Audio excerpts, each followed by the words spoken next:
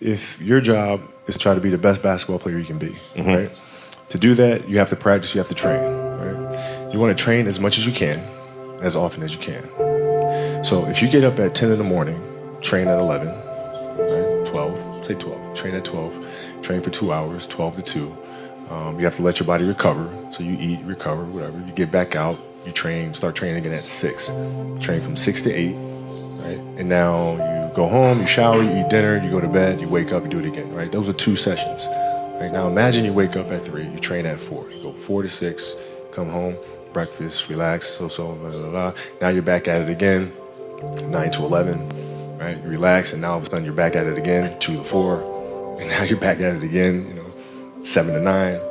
Look how much more training I have done by simply starting at 4, right? And so now you do that, and as the years go on, the separation that you have with your competitors and your peers just grows larger and larger and larger and larger and larger. And by year 5 or 6, doesn't matter what kind of work they do in the summer, they're never going to catch up because they're 5 years behind. Right? So it makes sense to get up and start your day early because you can get more work in. I didn't feel good about myself if I wasn't doing everything I could to be the best version of myself. If I felt like I left anything on the table, it would eat away at me. I wouldn't be able to look myself in the mirror. Right? So the reason why I can retire now and be completely comfortable about it because I know that I've done everything I could to be the best basketball player I could be. And so that's where it comes from for me. You can't leave any stone unturned. Trivial things weren't going to pull my attention. It had to be things weren't going to pull my attention. It had to be things that I had a purpose. I wanted to be one of the best basketball players to ever play. And anything else that was outside of that lane, I didn't have time for. At what age did that goal become crystal clear? I made that deal with myself at 13 years old. At 13 years old? 13 years old. That's the deal I made. You were crystal clear about it? Crystal clear. And where did inspiration come from? The love of the game. The love of the game, the challenge. Like I would watch Magic play, I'd watch Michael play, and I would see them do these unbelievable things, and I'd say, can I get to that level? I don't know, but let's find out. If I could work that hard every day, with being blessed with the physical tools that I have, what would my career be? And I made a promise to myself from that day that I was going to work that hard every single day so that when I do retire, I have no regrets. And that was the most important thing for me, is to leave no stone unturned, get better every single day. And if I lived that way, then over time, I'd have something that was beautiful. But that was my philosophy. It seems like a pretty simple one, but if you live your life to just get better every single day, you do that for 20 years, what do you have? Follow your passion first. First. When I retired from the game, I sat there asking kind of all the wrong questions. What's the biggest industry I can get into? And it's all the wrong stuff. And you got to sit there and ask yourself, okay, what am I truly passionate about? What do I enjoy doing? And when you feel that way, honestly, you feel like you have never worked a day in your life. It's the most fun thing in the world. You get up in the morning excited about what you're doing. And you got to be really honest with yourself about it. If you wake up in the morning and you're dreading going to work, dude, do something else. Do something else. And those are hard decisions to make. But when you make those decisions, it's a very liberating experience. And you'll find out that the rewards will come. Basketball for me was the most important thing.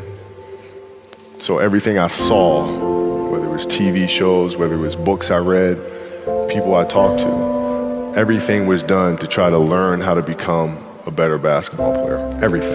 Everything. And so when you have that point of view, then literally the world becomes your library to help you to become better at your craft.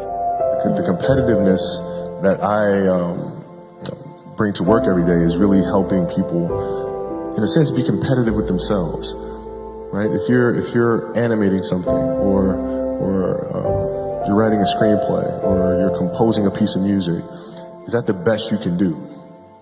Right? Don't ask me. Don't say, okay, do you approve? Don't ask me. I'm not the musician. I'm not the composer. You know. Right? So the competitiveness is more from an individual perspective. Is this the best you can do? And if the answer is yes, then off we go. We talk about this often, and we always talk about the fact that you can learn a lot more from the failures than you can from the successes. And you have to figure out where those landmines are and then how to best avoid those, or help entrepreneurs, and ourselves included, figure out the clues of where those landmines are. Not that you're going to avoid all of them, Right. but it's also when you do step on one, figuring out, okay, how do you recuperate? How do you balance back and pick yourself up? Dreams it should be pure. I think a lot of times when we're born into this world, we actually wind up going backwards, and it seems like the more we mature, the more responsible our dreams become, and the more governors we put on ourselves and our ability to dream and to reimagine. And it's always a fight for us parents and for you guys to make sure that your dreams always stay pure. And so it's not a matter of pushing beyond the limitations or expectations. It's really a matter of protecting your dreams, protecting your imagination. That's really the key. And when you do that, then the world just seems limitless. Passion came from the love for the game. I loved everything about it, like the smell of the ball. You love the smell of the ball? Yes, the ball. The smell of like brand new sneakers, like the sound the ball makes when it hits the ground. Yeah, the ball going through the net, like all those things I love. And so the passion comes from that, because once you have that love, you just want to be a part of this thing all the time. I think the best way to prove your value is to work, is to learn, is to absorb, to be a sponge. But you always want to outwork your potential. As hard as you believe you can work harder than that. If your practices aren't more competitive than the games themselves, you're doing the wrong thing. Mm-hmm. And most of these teams and coaches have gotten into a mindset of resting players. Mm-hmm. Oh, it's too much. We're not going to practice light day. Phil never gave us a light day. Mm-hmm. There's no days off. You show up and you work. Yeah. You practice. Yeah. And practices are going to be worse. They're going to be more physical. There's going to be more trash talking. And I'm going to let you know. Right? Yeah. If you didn't show up today, I'm going to let you know. Yeah. And it's going to be embarrassing. And you're going to hate it. But when Game 7 rolls around in NBA Finals, you will be prepared. Rolled my ankle really, really bad. I came back, finished the series, but I couldn't touch a basketball till mid-September, which was driving me crazy because I couldn't train. Mm-hmm. But I looked at, this was like the 10th time I rolled my ankle in one season. So I'm looking at that and I'm saying, okay, I got to address that. And so being that I couldn't get on the basketball court, what I did was I took tap dancing lessons. Okay. No kidding. I took tap, and tap was like the best training for me in the world because it strengthened my feet. It changed my rhythm and my approach to the game. I was able to change speeds when I came back the following season. I think dancers put way more strain on their body than athletes do.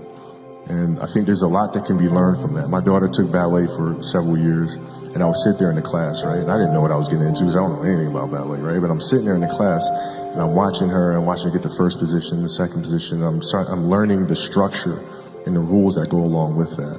And as athletes, there's a lot to be learned from that.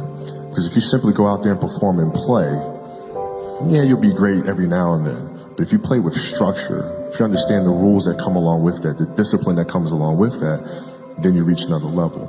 But you guys have my respect. If other people don't see that, they're idiots. At 13 years old, I had a kill list. And so, they used to do these rankings. It was Street and Smith basketball rankings. And I was nowhere to be found because I was like 6'4", scrawny, like 160 pounds soaking wet. So I was like 57 on the list. And so I will look at 56, 55, all the way up to number 1, who these players are, what club teams they played for. So when we go on an AAU travel circuit, I got to hunt them down, right? And so that became my mission in high school, is to check off every other person, all those 56 other names, hunt them down and knock them down. The game is just a part of me. So it never leaves. Even now that I'm retired, everything that I've learned from the game of basketball, I've carried it over into life. Mm-hmm. Like basketball's helped me be a better person, a better friend, a better father. Well, because there's life lessons that are within the game, mm-hmm. like communication, like unselfishness, like attention to detail, and empathy and compassion. Like all those things are in the game. And as an athlete, if we are aware of those things, it helps us become better human beings.